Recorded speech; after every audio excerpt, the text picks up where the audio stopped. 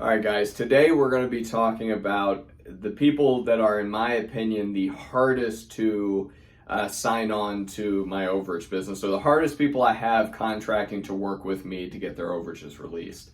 And I'll give you a hint, it is probably not the people you think it is.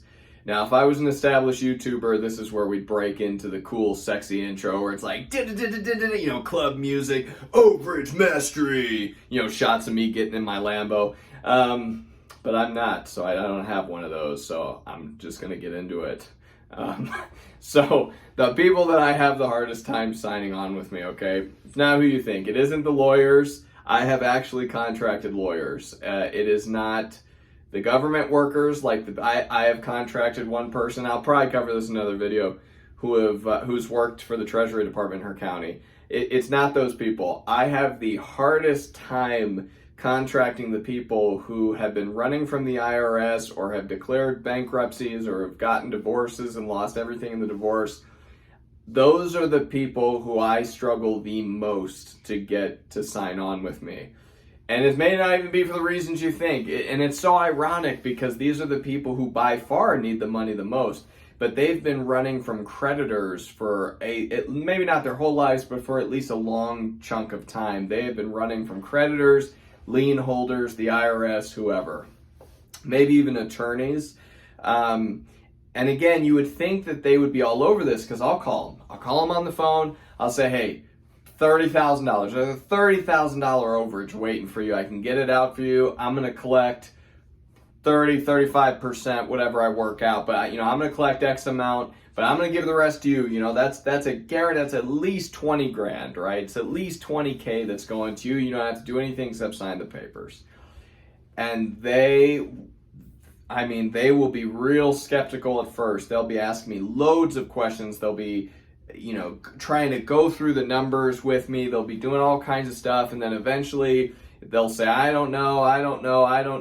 And then, but let me see the paperwork. I'll usually send them the paperwork and then I will never hear from them again. I will be completely ghosted. Now, my natural reaction is to think, well, okay, these guys are just, it's not about the money. They're going after it, without me. They're choosing to proceed without me because they're just going to do it themselves. They don't want to lose out on the 35% or whatever that I'm going to take.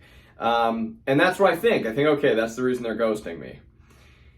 And inevitably, months will go by, a year, in one person's case I'm going to tell you about in particular, a year will go by and they still haven't claimed the funds. And I'm like, what the heck? Like, why would you not work with me if your plan was to just never go after it yourself? And so it always shocks me, but I attribute it to like a PTSD. So it's like these people are like shell-shocked. They have been running from the IRS or creditors for so long that it's like when they hear about a good thing, they think it's too good to be true. No matter how much convincing I try to do, no matter how much evidence I show them or how many testimonials I send them that this is a real business, it's like it's not really about me, guys. It's not really about you. It's not about your business. It's about them. And sometimes they truly just don't want the money. And they're not joking around, because for them, the thought of having to get this money really means that, they're worried creditors, all those people we talked about, they're worried they're going to find out and come after them now and pursue it. They're worried that they're going to be on the map now, kind of. That's one thing. The other thing is, yeah, sometimes they just don't believe a good thing, when they hear it.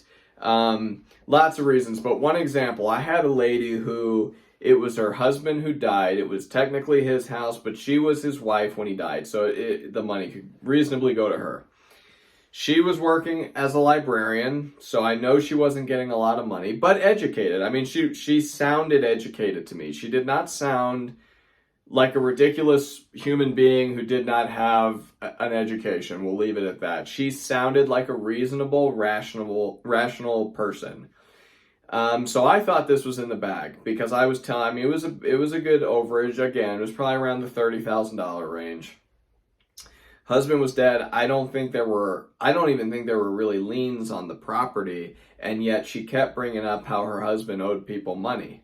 Credit. I think she brought up credit cards and a car payment. So she probably owned a dealership. He probably owed a dealership for his car and also, credit card debt, which is some basic stuff.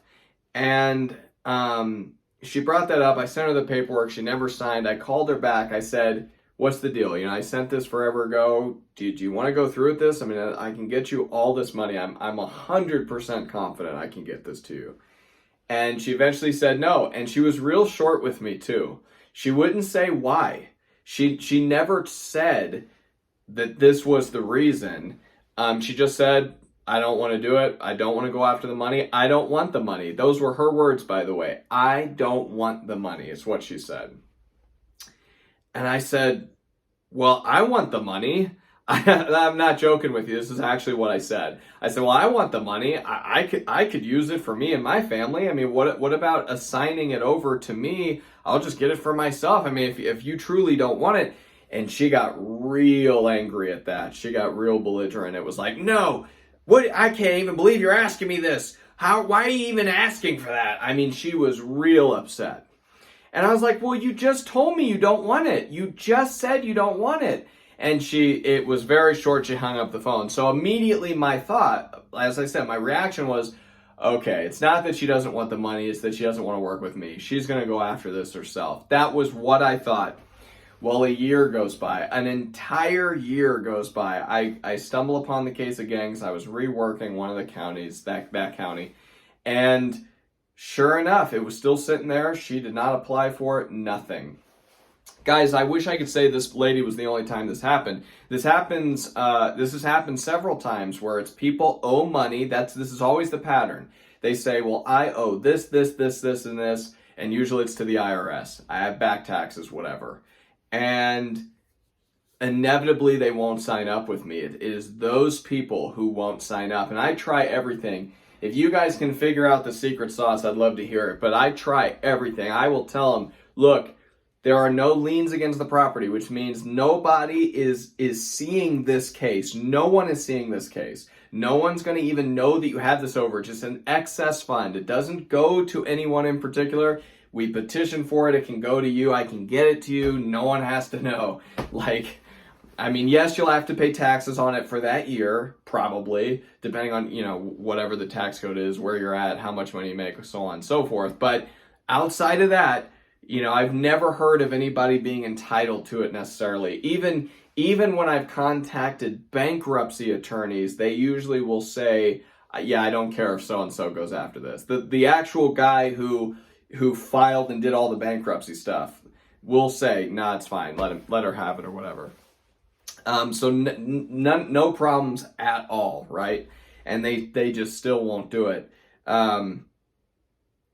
Oh man, I had an example ready to go and then I forgot. So I'll probably think about it in a minute. But the point is, those are the people that are hardest to get. If you can think of a way to do this. Oh, I remember now. There was a lady with her kids.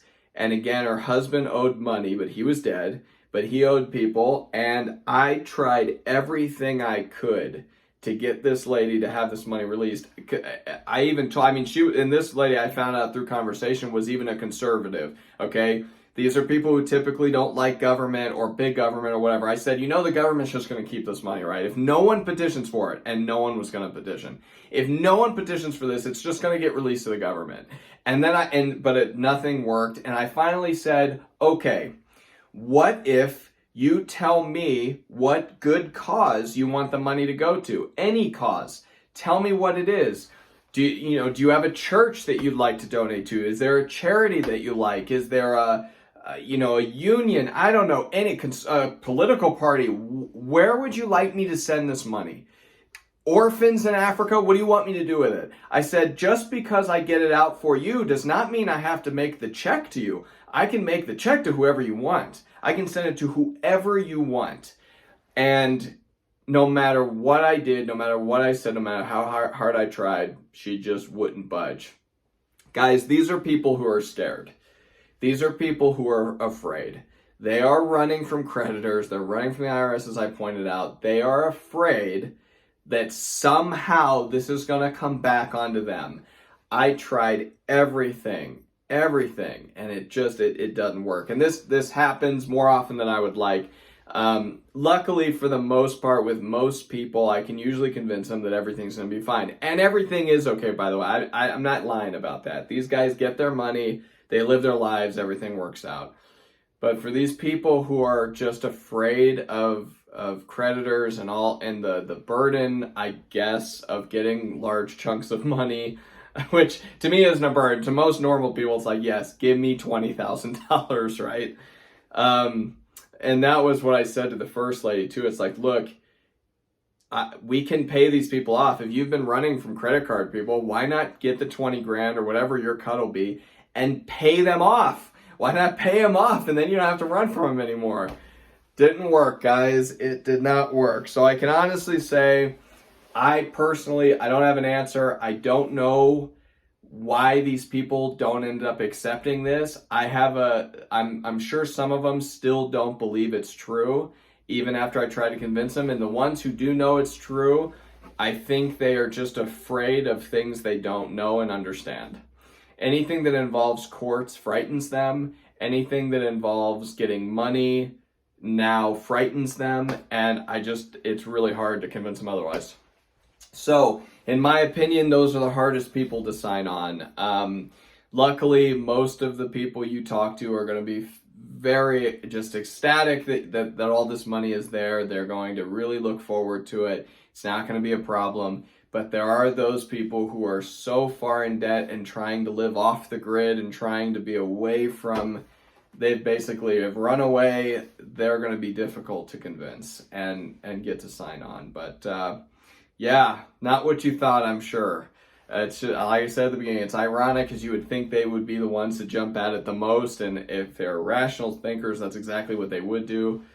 But fear is a powerful motivator, and I think that's all it is. So thanks for watching, guys. Hey, like and subscribe, please. For the love of all that's holy, I need it to build up my page.